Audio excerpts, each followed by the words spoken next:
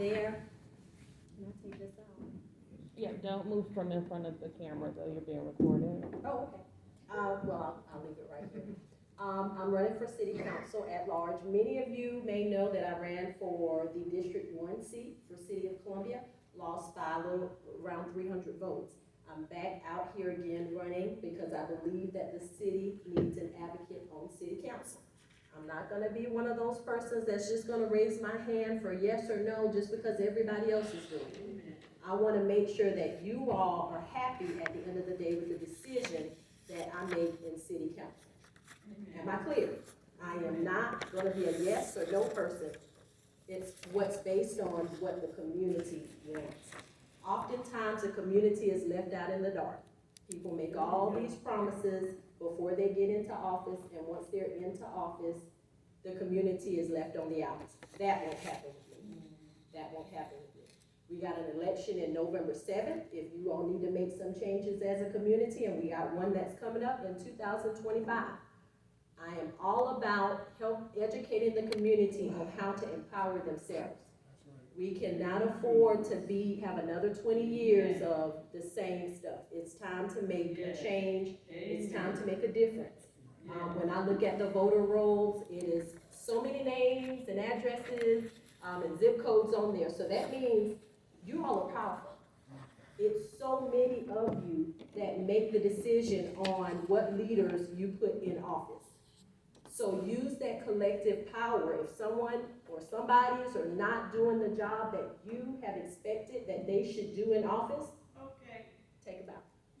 Take them out of office. Because I'm telling you, I hear so many concerns. I've heard the same concerns from 2021 and hearing the same concerns now. We really need an advocate that will be working with the state, working with the county, asking for the necessary funding, so that we can fund our neighborhoods. Excuse me.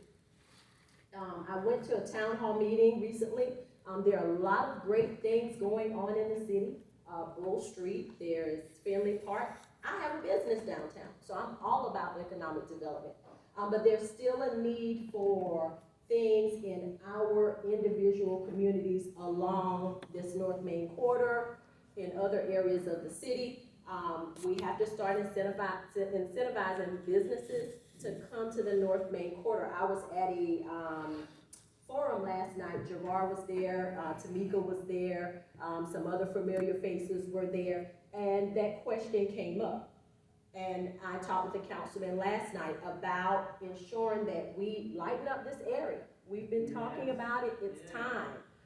We need business owners that look like everybody that's in the city. Every socioeconomic background, every race. Why? Because there's about to be a big growth spurt in the city. Big growth spurt. So lots of income, lots of money coming in. And we want to make sure that our everyday local people in the community is a part of that growth. A part of that. So if any of you out there decide, hey, I want to open up a business, you all should be able to have that business and be supported by the community. Not me as a council person have prearranged things in place to where it's including everybody except for local people in the community. So I'm about fairness. We need, big business. I had a meeting with the Builders Association this morning, and they were on board about affordable housing and wanting to make sure that we have big business, we have development, but also ensuring that our local people in the community have a voice and they have access to business and they have access to opportunities in the city. The sheet that's in front of you has my information on it.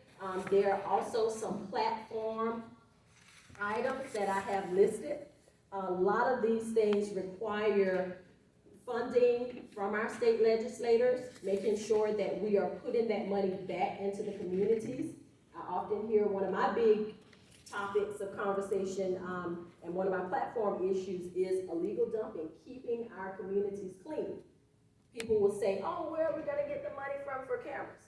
Well, there are some projects in the city that have a whole lot more funding that it's gonna require to put some cameras up to ensure that we deter affordable housing. So as a council person, I don't wanna be that person that every time when someone asks a question, it's always a roadblock. It's always a roadblock. If that is happening to you, it is time for you to elect some different people. Amen. It's time for you to elect some different people, okay? In order for us to grow and move forward as a city, we have to be about solutions. And we have to work with our constituents towards those solutions. Tourism growth, a lot of that's gonna come, and like we said, when people are looking at Columbia as a destination, that's gonna bring in a lot of revenue. I would love to see some of your faces out there as business owners. We have Ms. Layla back there. She has her box business where she has a collection of all Black-owned products. Her business is located over at the Noma Warehouse in Cottontown.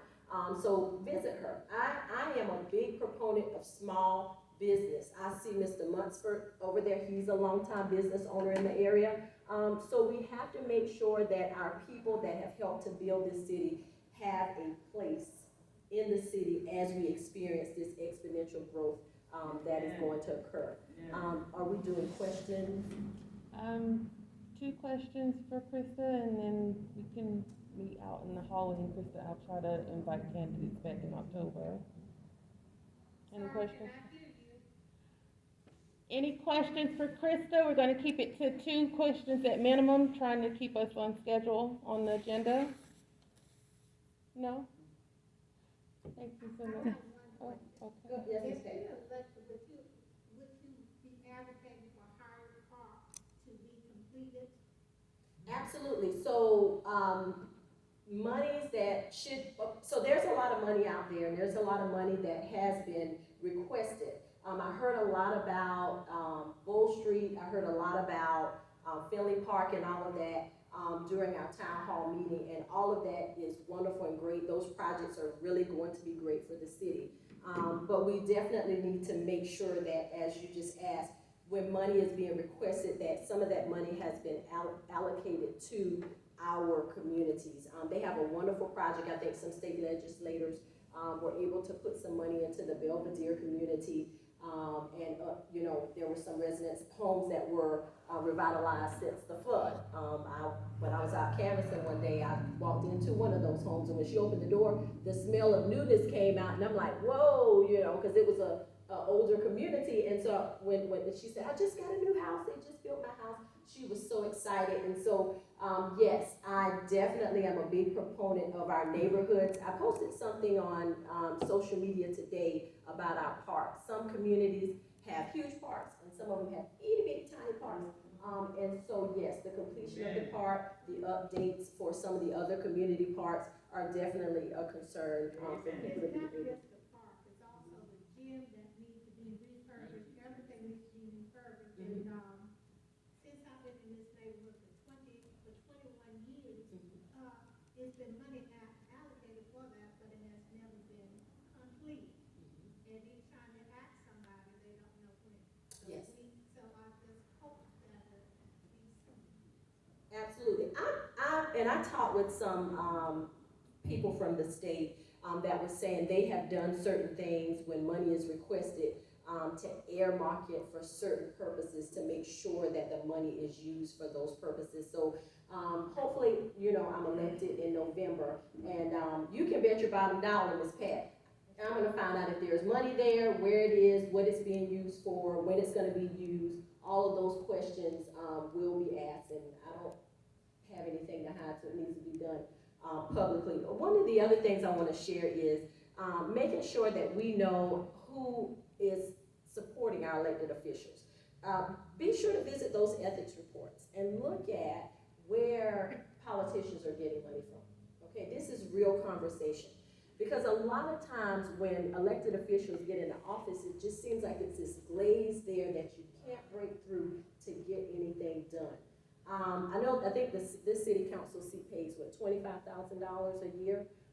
So if I'm out there and I got 1, 2, 3, 4, 500, 13,000, we said 13,000, somebody else said 25, 13,000. You look in the ethics report and there's 1, 2, 3, 4, $500,000 in there. Somebody really wants me to get in this seat if I got that much money. that are raising, okay? So just look at where people are getting donations from, okay? Because that tells a story a lot of times of when they get into office, who might be pulling the strings, okay? And with that, I hope that we're invited back in October to talk about some more questions. Thank you. Thank you.